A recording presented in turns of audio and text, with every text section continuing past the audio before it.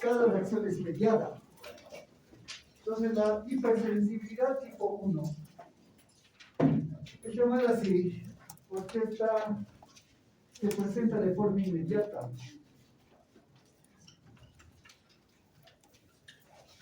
Su respuesta es casi instantánea al momento en el cual se tiene contacto con alergenos.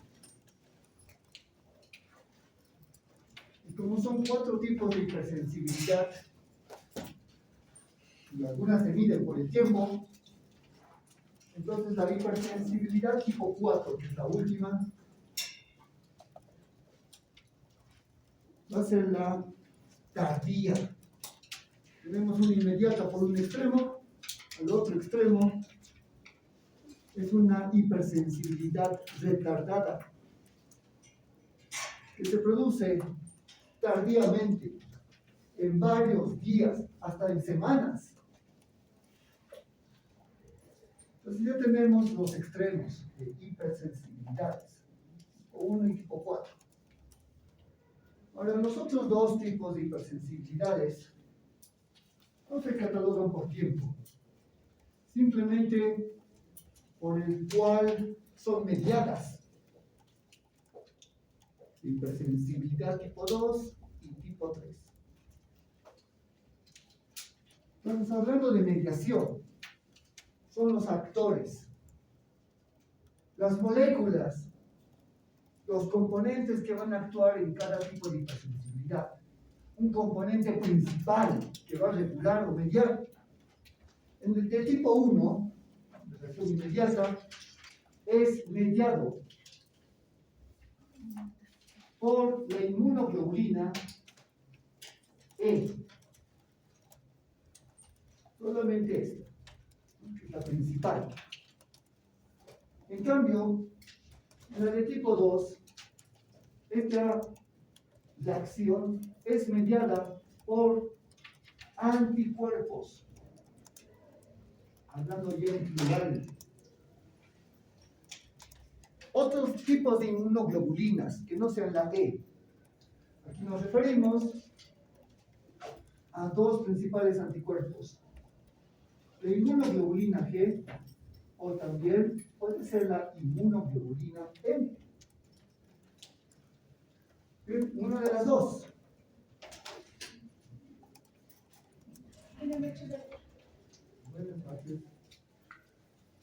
Ahora, para ir un paso más adelante, la hipersensibilidad tipo 3 va a ser mediada ya por inmunocomplejos. O sea, ya son antígenos unidos a un respectivo anticuerpo. Ahora, la condición para este tipo de hipersensibilidad tipo 3 es que los inmunocomplejos deben ser sí o sí circulantes.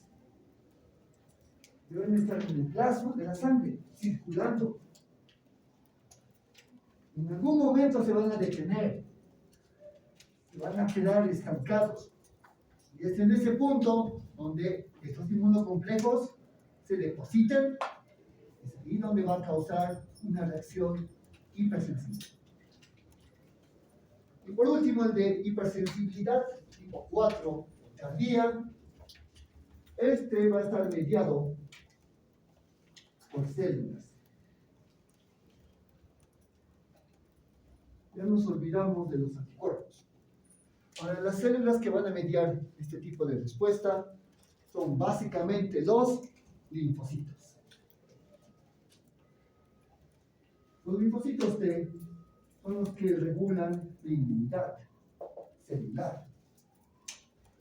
Y sabemos que hay linfocitos T citotóxicos, los cuales agreden y dañan células que estén infectadas o células extrañas. Y estos pueden intervenir en reacciones de hipersensibilidad, de rechazo de infectos. O pueden ser también los linfocitos T helper, los cuales regulan también la inmunidad pero por medio de dos subpoblaciones principales.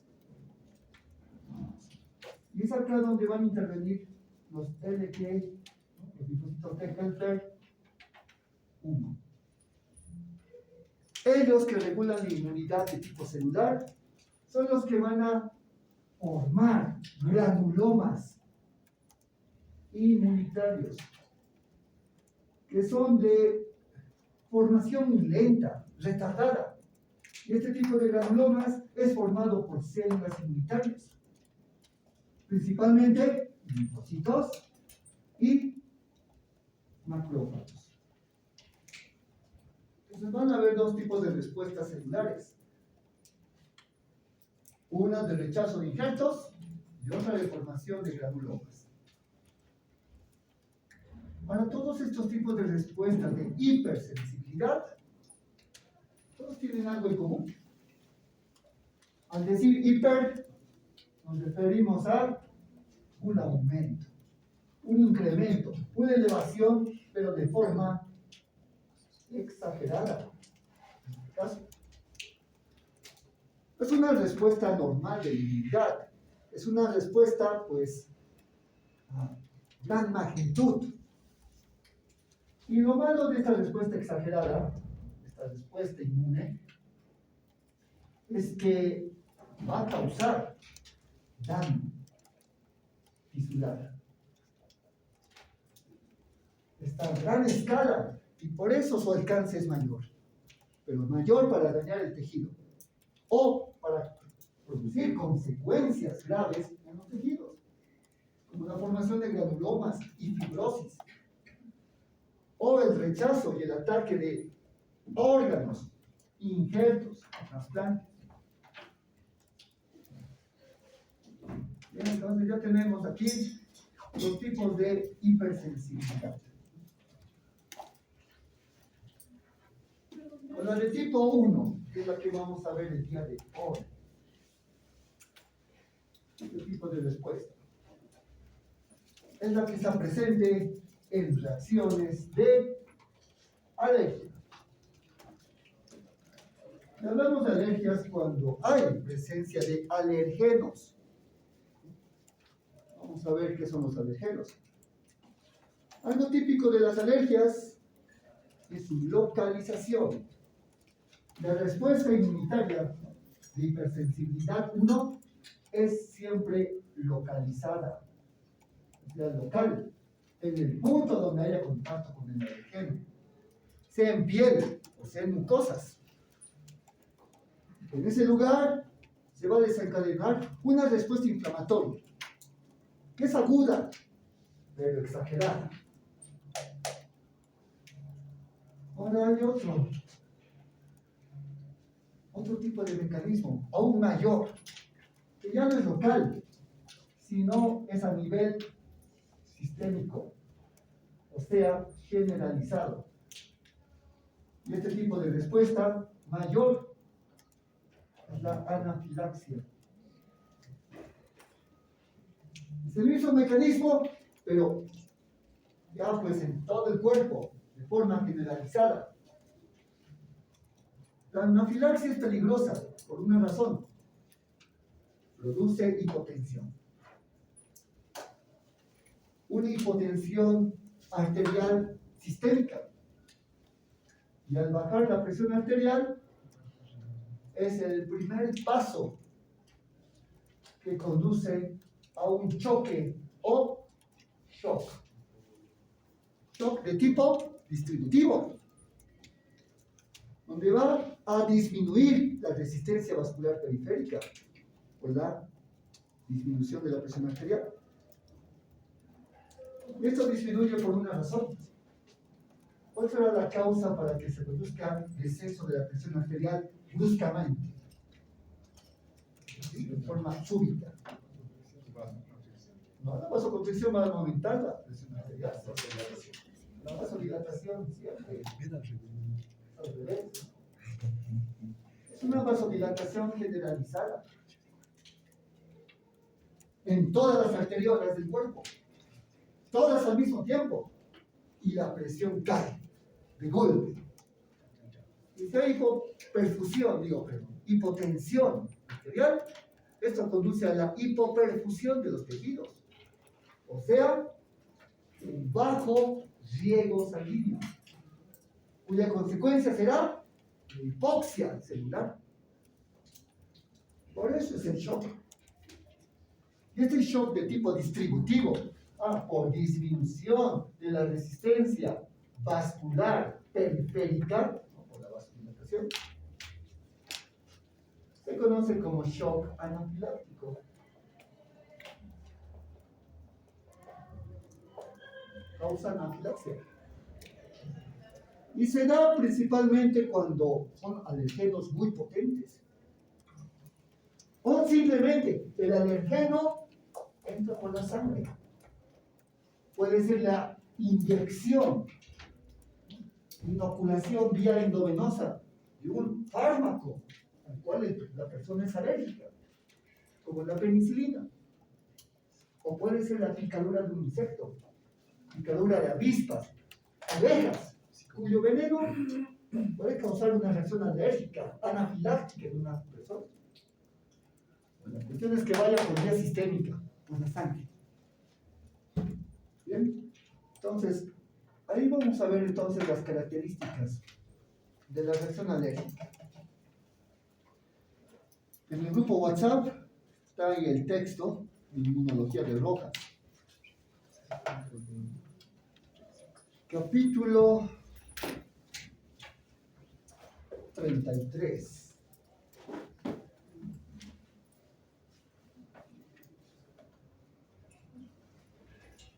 El capítulo 33 dice mecanismos básicos de las alergias. ¿Okay? Ahora no, bueno, ahí habla mucho de historia, pero nos vamos a enfocar en un subtítulo. Los actores principales de las alergias. Un subtítulo, después de definición, lo que es alergeno, lo que es atopia o atopía, vamos ahí a principales actores de las reacciones alérgicas.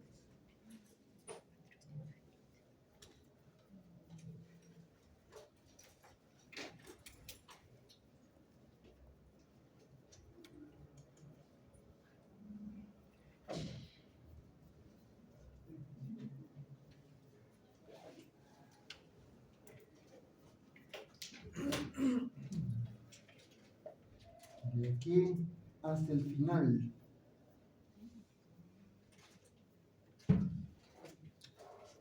Van a tomar una hoja grande, van a realizar un mapa mental bien completo.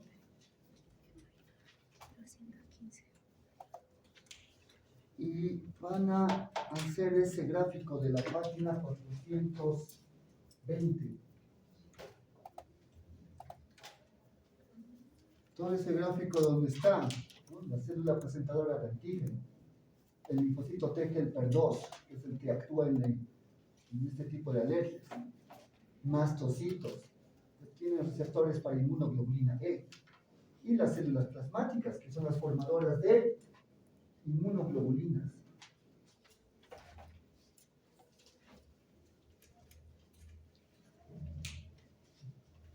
Ahora mismo, van a colocar su nombre. Y hacen ahora mismo. Tienen 40 minutos para terminar. Mientras tanto voy a borrar el pizarrón y a graficar acá para explicar.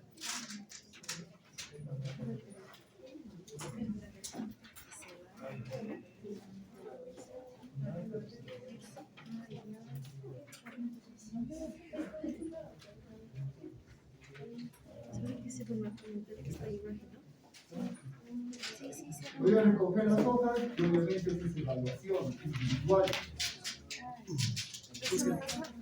Claro. Toma, querida.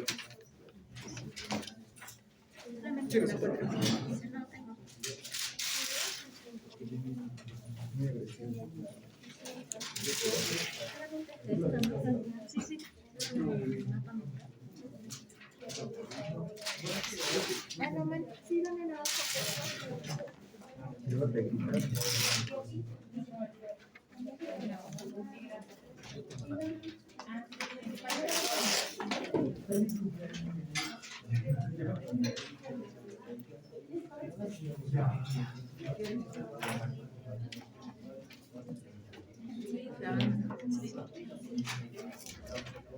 Bueno, intenta. Puedes dejarlo.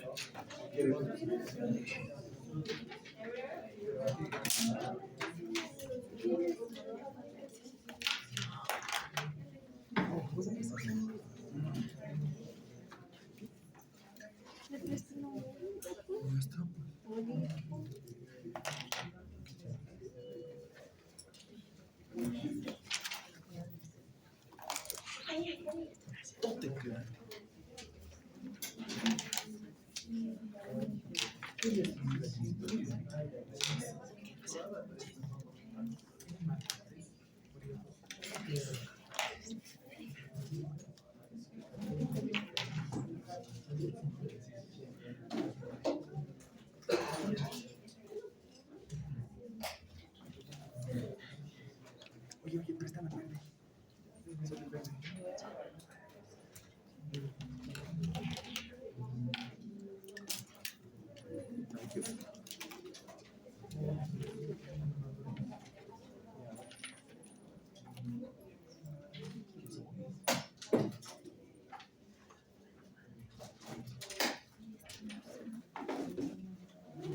Es 22.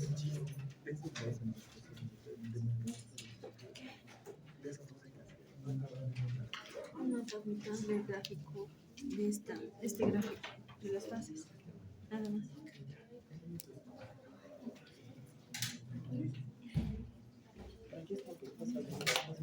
Sí, eso nomás. Primero hay que hacer una tabla. Esa fue la primera.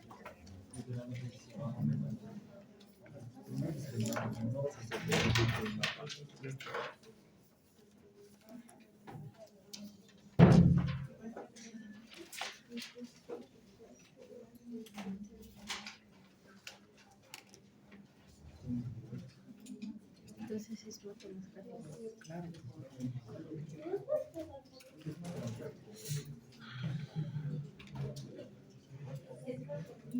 O entonces, puedes meter los gráficos dentro del Eso ya es un diagrama de. Ay, ¿cómo se llama esa cosa?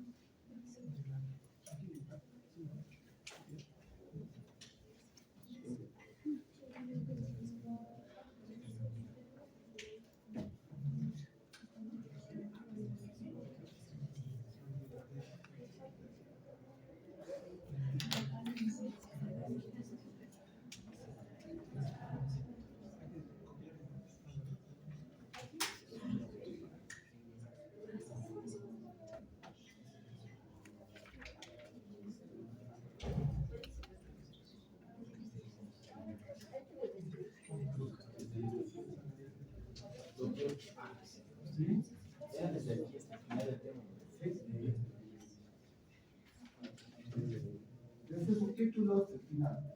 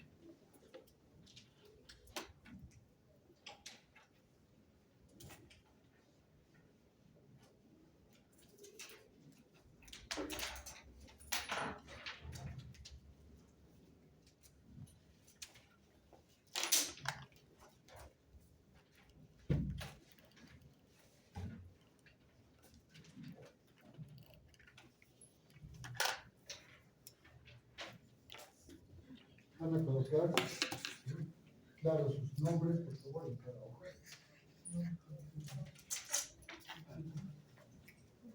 Nombre, ¿verdad? Claro. ¿Verdad?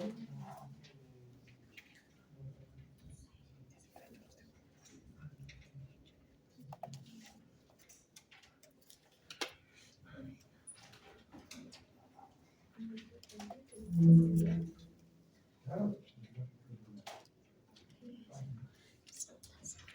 Más en la letra.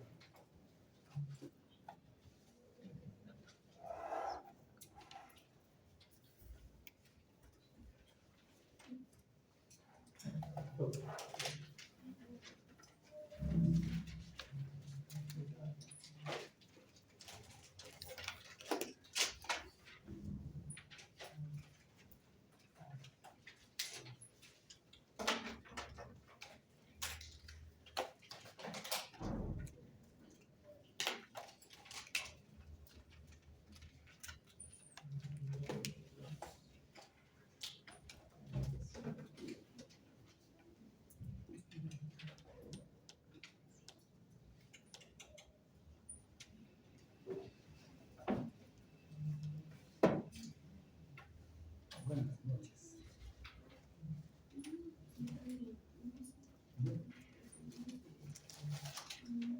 Permiso, ¿cuál es el derecho?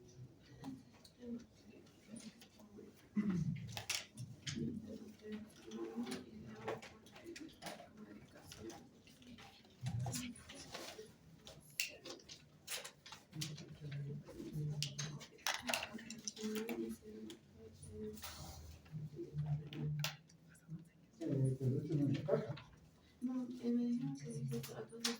Tienen que hacer, pero claro, pues, con una carta, ¿verdad? Sí. Ah, no, no, la misma para la carta ya está en versión carrera. Entonces tienen que entregar sus doctores también. Sí. La copia. Las cartas. La copia. Luego tengo la- Con los fechas, ¿verdad? Con los derechos, con eso, con las fotocopias juntas, con la espalda. Final. A ver,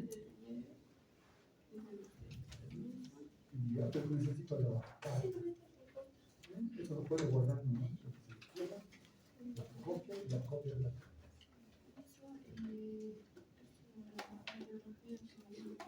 No está bien. Claro, pero yo también la biografía y el certificado. La carta es importante. La carta, la copia de la carta firmada, sellada, sacramentada.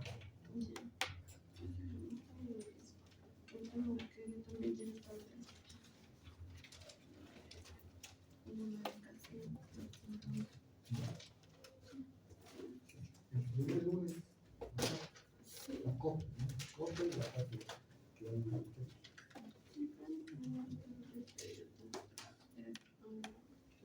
Con la fotocopia del certificado, ¿no?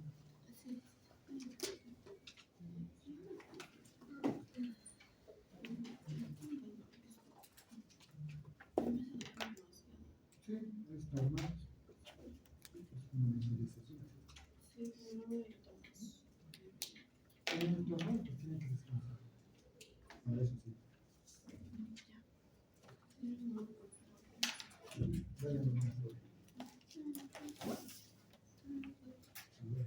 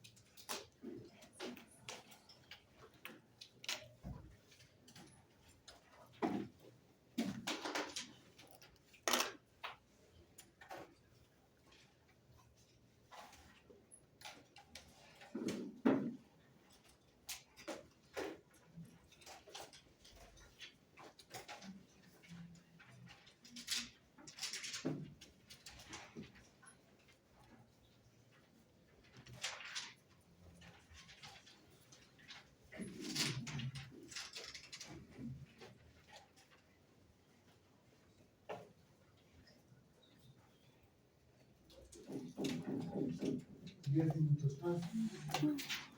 Ya han terminado, pueden limpiar la boquita, salir al baño. 10 minutos y ya continuamos. Pero sus hojas, vamos con esto de ayer.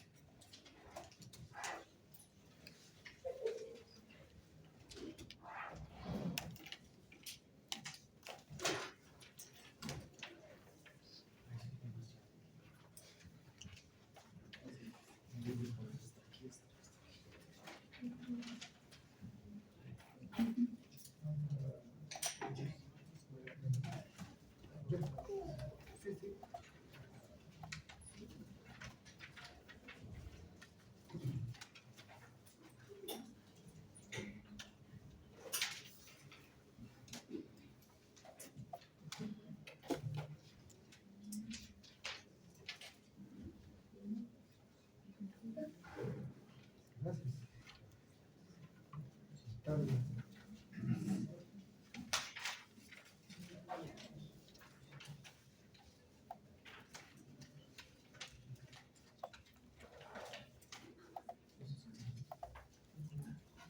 Cinco minutos más.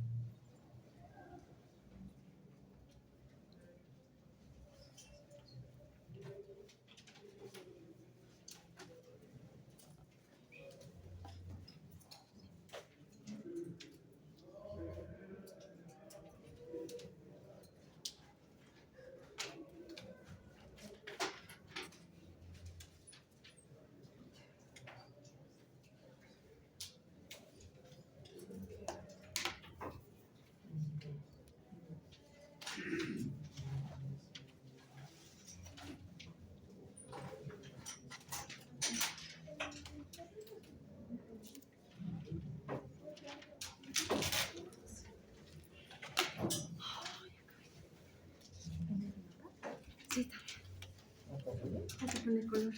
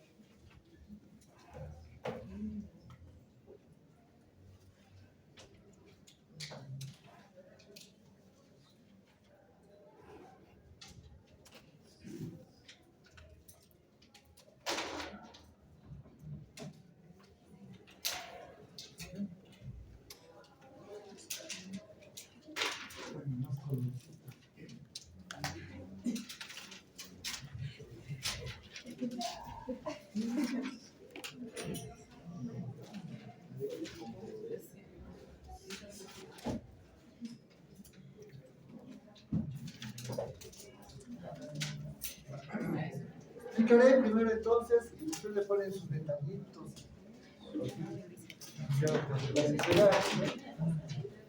No voy a estar esperando volúmenes.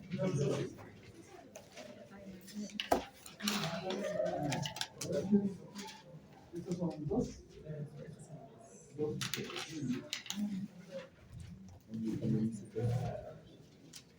Entonces, después me entrega, ¿ya? Ya. Grábalo allí. Está grabando. Pero atiendan, por favor.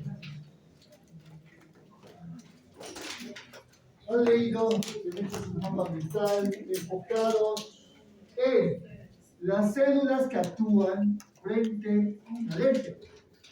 Ustedes han visto una alergia, han sido testigos, o a veces, tal vez alguno de ustedes es alérgico. Y sabe a qué condición uno se enfrenta. Para ver una alergia, ¿no? Diagnosticarla. Está bien, darle base a la clínica, signos y síntomas. Pero entender cómo se produce una alergia, eso es mayor. Para una alergia, tiene que haber exposición a alergenos. Puede ser por el contacto repetido a diferentes tipos de sustancias. O por una condición genética. Las alergias se heredan. Ahora, no la alergia exactamente, sino la condición alérgica. Si el padre es alérgico al maní, puede ser que el hijo sea alérgico al pelo de animal. La condición es hereditaria. Ahora, el contacto o exposición con alergenos es lo que va a producir un tipo de respuesta de sensibilización. La primera fase. Los alergenos no causan daño a todas las personas. La gran mayoría no sufren ningún tipo de reacción. Esto debido a que los alergenos son inocuos. Con eso se refiere a que son completamente inofensivos. Son sustancias normales. La mayoría de los alergenos son compuestos proteicos que pueden estar presentes en alimentos. Hay diferentes tipos de sustancias, componentes. La saliva de animales, con la cual se lavan su pelaje. Alimentos como crustáceos, mariscos, el huevo, cereales, la leche, maní. Algunos elementos sintéticos como el látex, el talco. Entonces, si hay una exposición continua en personas que sean atópicas, ese es el otro requisito. Uno es el alergeno y su contacto. El otro será el individuo, que sea atópico, que tenga atopía, o sea muy hipersensible, que tenga una condición genética de por medio, justo para generar una alergia, una reacción. Entonces, en personas atópicas que tengan contacto alergénico, esto va a ocurrir. Las células dendríticas son macrófagos. Células dendríticas están presentes en la piel, están presentes en mucosas. Estamos hablando nuevamente de las primeras líneas de defensa físicas, las barreras físicas de la inmunidad innata. Es ahí donde va a tener contacto el alergeno, una y otra vez. En algún momento, estas células dendríticas los van a interpretar como si fuesen antígenos, entre comillas, y los van a fagocitar. Los captan, los fagocitan, los procesan como células presentadoras de antígeno y van formando epítopes, fragmentos antigénicos proteicos. Y lo van a unir, obviamente, para ser presentados al complejo mayor de histocompatibilidad clase 2. Entonces, este fragmento peptídico, este epítope del alergeno, es presentado como si fuese un antígeno a los linfocitos T helpers, los cuales, pues con su receptor y su CD4 acoplado, lo reconocen y el linfocito T se activa. Sabemos que la activación lo hace gracias a la interleucina 4, para que pueda convertirse en linfocito TH2. Bien, ahora este linfocito va a ser el responsable de activar justamente a los linfocitos B. Los linfocitos B, por otro lado, también pueden actuar como células presentadoras de antígeno. Igual, el alergeno puede ser confundido como antígeno, endocitado, fragmentado, procesado y presentado como epítope a los linfocitos TH2. El linfocito TH2 siempre es el que regula inmunidad humoral, con una interleucina clave, la interleucina 4. Otra vez estamos viendo esta misma interleucina repetida. La interleucina 4 es la que permite la activación de linfocitos B. Ahora, los linfocitos B van a tener también cambios en los genes. Siempre que endociten cualquier tipo de antígeno, o en este caso un alergeno, hay un reordenamiento genético. Reordena la posición de algunos genes. Los genes que van a ser los que sinteticen inmunoglobulinas. De esta manera, la inmunoglobulina que sintetice esta próxima célula plasmática será específica para este tipo de alergeno. Ahora, la activación por interleucina 4, gracias a los linfocitos TH2, es lo que produce la expansión clonal de linfocitos B y posteriormente su diferenciación a células plasmáticas, ¿no? Células efectoras.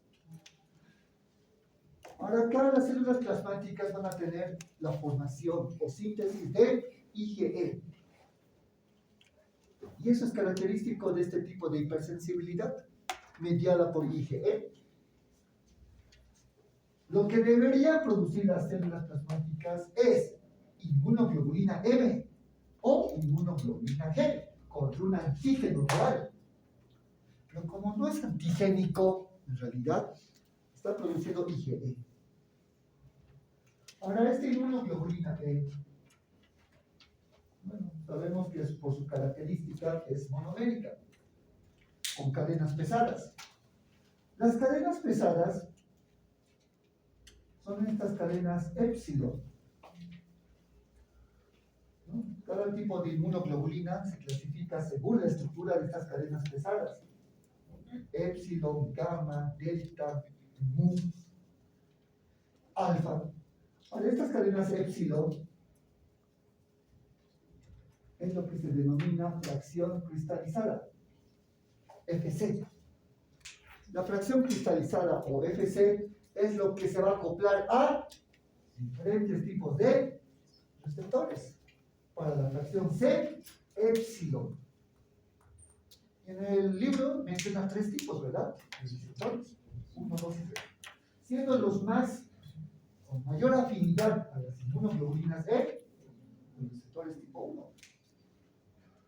Ahora, estos receptores están presentes en células clave, especialmente en las células cebadas. Las células cebadas son 2 tipos de células que contienen mediadores químicos. Estas son las que van a inducir la inflamación.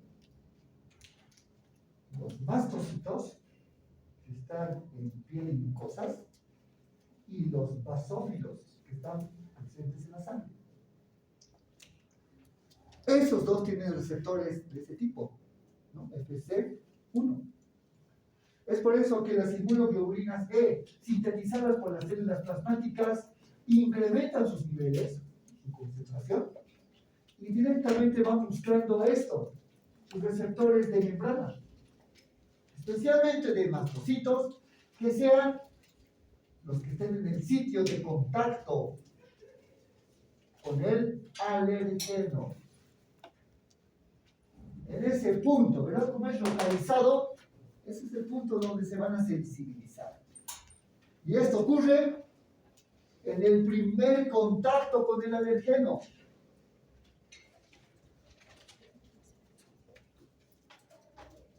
En el primer contacto donde haya sensibilización de mastocitos.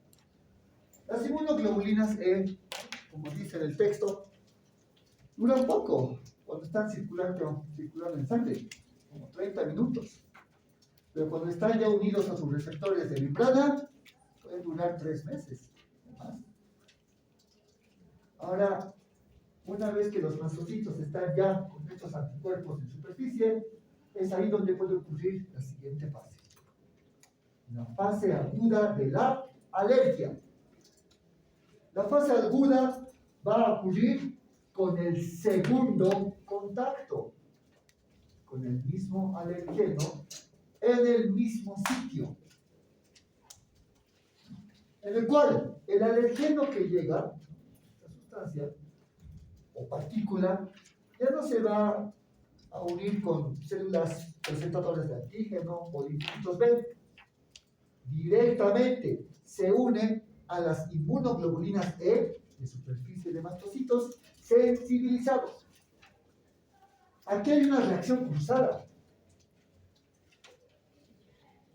Los anticuerpos IgE van a unirse 2 a la vez al mismo alergeno. Ahora esto ocurre porque los anticuerpos, como están acá en receptores, son móviles. Los receptores FC se mueven con el anticuerpo, se desplazan por la membrana celular. Y basta que un alergeno tenga contacto con una IgE, otra IgE viene y se acopla. Y ya son 2, se cruzan. Ahora, este entrecruzamiento, la reacción, va a provocar una acción inmediata en el mastocito. Los canales de calcio se abren. El calcio citosólico incrementa rápidamente, lo que provoca que los gránulos que contienen su citoplasma sean expulsados. Este fenómeno se denomina degranulación. Y en la fase aguda, principalmente la sustancia degranulada, la más potente de todas, es la histamina. Se va a producir una liberación de histamina, heparina, arilsulfatasas, ¿no? Factores quimiotácticos, pero la histamina es la más potente en la fase aguda de la alergia. Sus efectos son inmediatos. en el punto de contacto con el alérgeno. Ahora, la histamina ya la hemos visto en inflamación aguda, y es el mismo tipo de efecto. A nivel de los vasos sanguíneos, a nivel de esta musculatura de las arteriolas, induce relajación, con lo cual va a haber un aumento de calibre, o sea, vasodilatación local. Estamos hablando de efectos solamente en el punto de contacto, con el aumento del flujo sanguíneo local que induce a una hiperemia, un enrojecimiento. Va a haber hiperemia, un aumento de concentración de sangre arterial, eritema de la zona, enrojecimiento. El aumento del flujo sanguíneo va a llevar a una hiperemia capilar y la histamina provoca el aumento de la permeabilidad capilar. Si está aumentada la permeabilidad, el plasma y las proteínas se empiezan a fugar. ¿Hay una filtración? Ah, exacto, eso provoca edema en la zona. Y aparecen ronchas rojizas, inflamadas, ¿no? Edematizadas. El edema especial que aparece en las alergias se denomina abón. El abón es la roncha, ¿no? En palabras vulgares, ¿no? Común. Ahora, la misma histamina también provoca que los receptores nerviosos se estimulen, especialmente las terminaciones nerviosas libres de piel o mucosas. En la piel es muy común que esta histamina provoque prurito, escozor. Y la persona, pues comúnmente, como siente ese prurito, se rasca. El rascado produce más liberación de histamina y mayor prurito. Con el prurito hay más vasodilatación y más edema. Ahora, la histamina también tiene efectos diferentes en mucosas. Las glándulas exócrinas, especialmente las seromucosas, también presentan receptores de histamina. Son los receptores H1. Estos son los importantes cuando hay alergia. La histamina liberada va a los receptores H1 de células acinares. Y esto incrementa la secreción de moco en el lugar.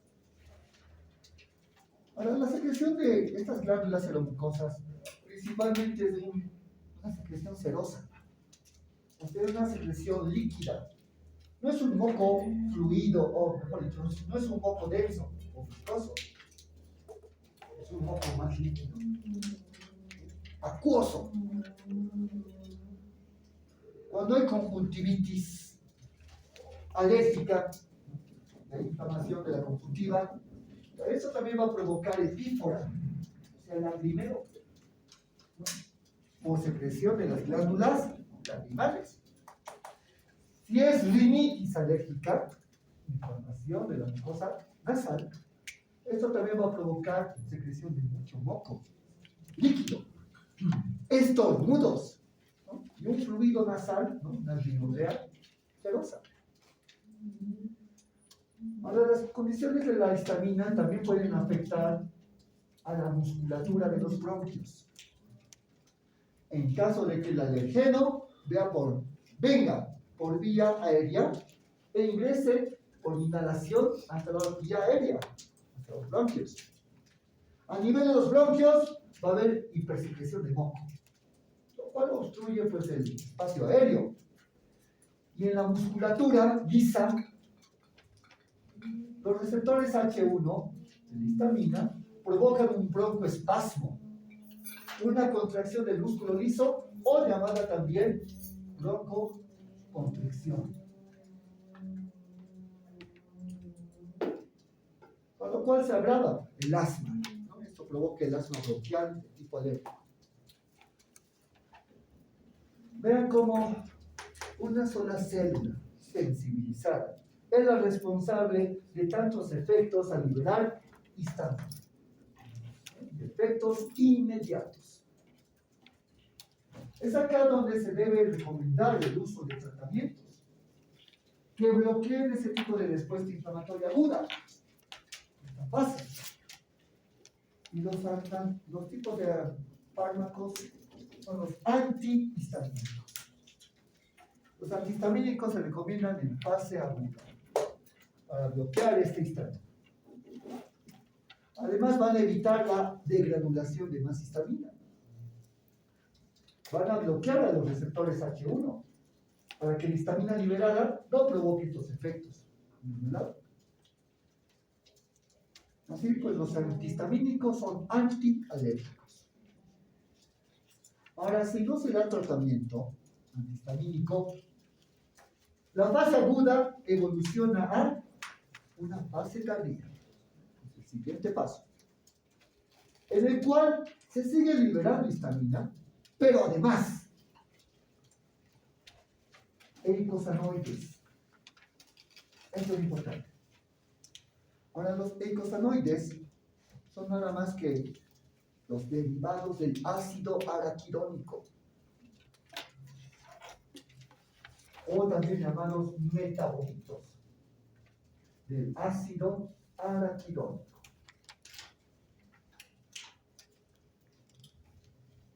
En una fase tardía, los mastocitos ya liberan fosfolipasa 2. La fosfolipasa que transforma fosfolípidos de membrana en eicosanoides, ácido araquidónico.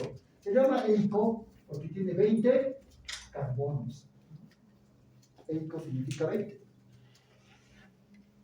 Ahora, cuando se forman estos metabolitos del ácido araquidónico, es ahí donde vienen las enzimas, ciclooxigenasa y lipoxigenasa. La COX-1, especialmente la COX-2 que es inflamatoria, y la lipoxigenasa, para crear otros tipos de metabolitos más potentes, que tengan un efecto más tardío de la inflamación, más prolongado. En el caso de la ciclooxigenasa, se van formando prostaglandinas. Y en la alergia, la prostaglandina más potente, la que más se forma, es la prostaglandina F2. Ahora, por la lipoxigenasa se van a formar leucotrienos. Y el leucotrieno más importante o más potente que se va formando es el beta 4. El leucotrieno B4 o beta 4 induce una mayor broncoconstricción, más potente, más sostenida. Además que es un quimio atrayente también. O sea, produce también quimiotaxis. Y es acá donde viene otra célula inflamatoria en las alergias, que es inducido por el mismo linfocito TH2, los eosinófilos. Los linfocitos TH2, que son los que activaron por esta respuesta de inmunoglobulina E humoral, producen interleucina 5. Es el estimulante para los eosinófilos. Les provoca activación. Aumenta el número de eosinófilos. Esto porque la interleucina 5 también tiene un efecto en la médula ósea, incrementando la granulopoiesis, la formación de más eosinófilos.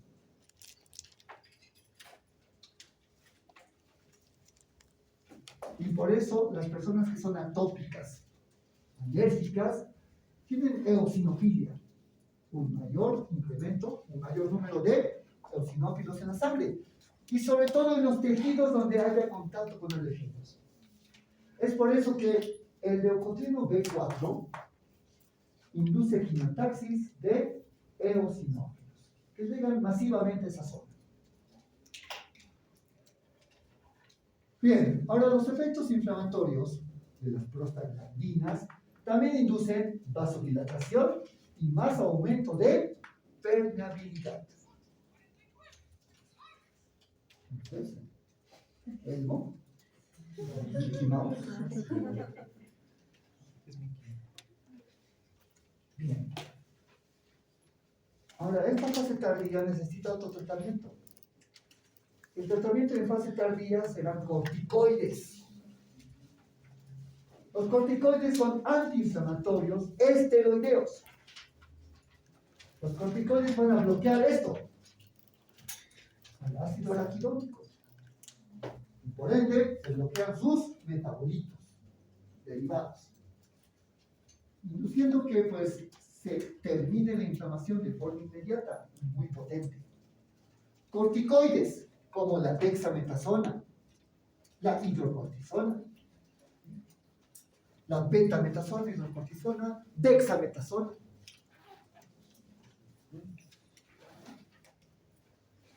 Ahora, fase crónica. Si no se realiza tratamiento con corticoides en fase tardía, la evolución del cuadro de la alergia continúa con la fase crónica.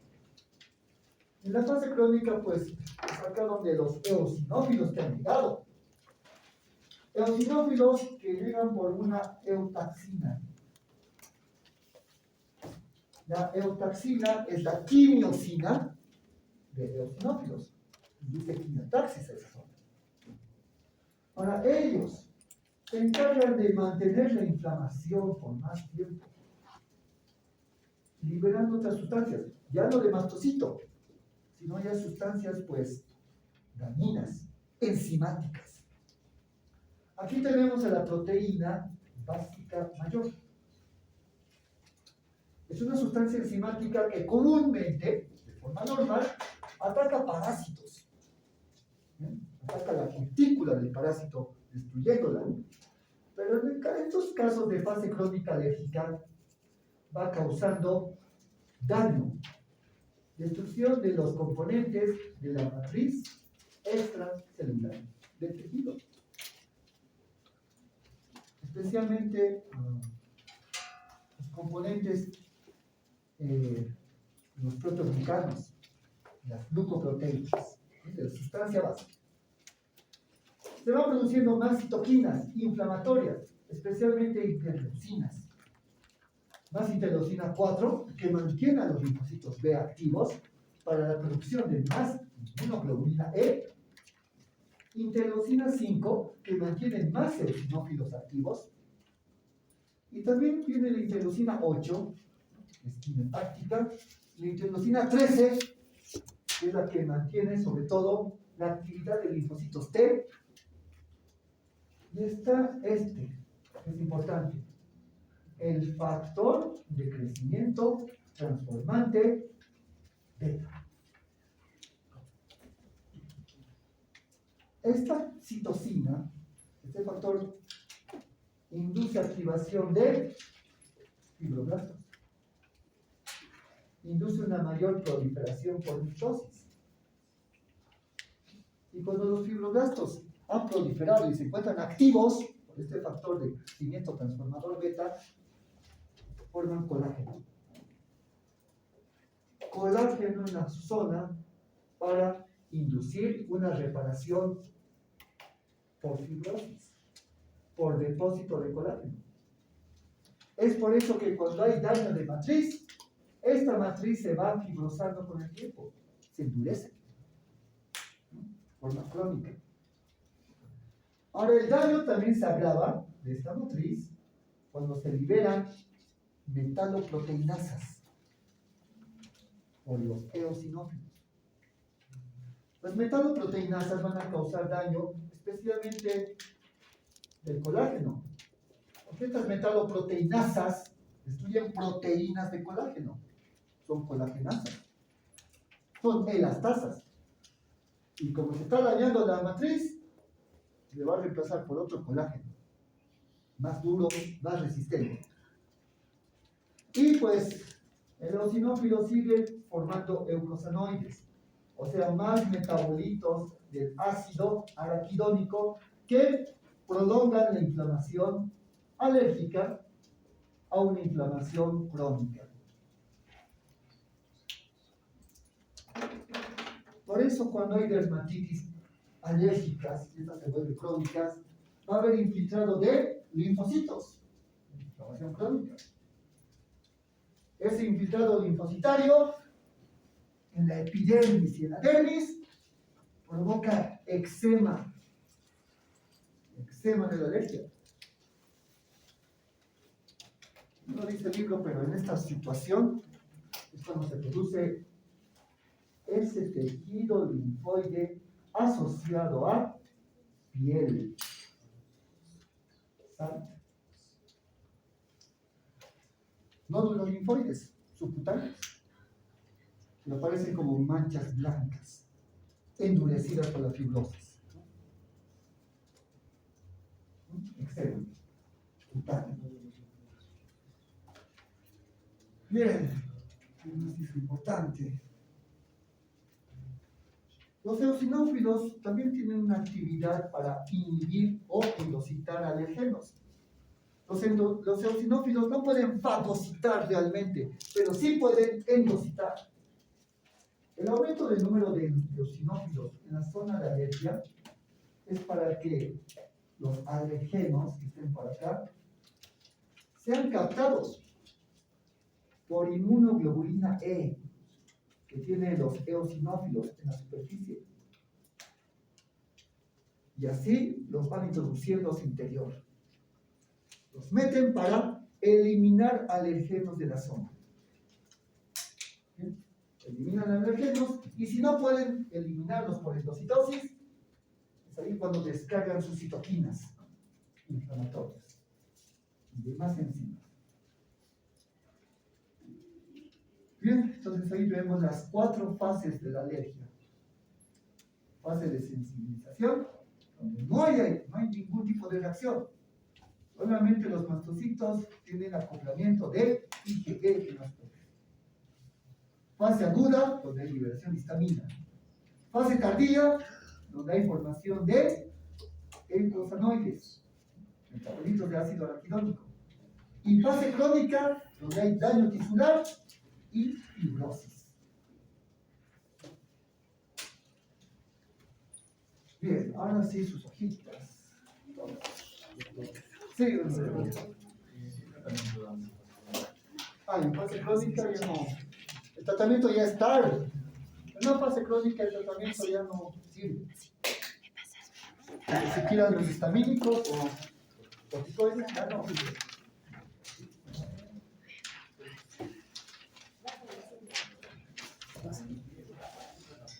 Tienen sus nombres, ¿verdad? Sí, sí. Esto es la necesidad. Espero que terminamos. ¿Pueden retirarse? Vamos a ver el siguiente lunes para ver a la final.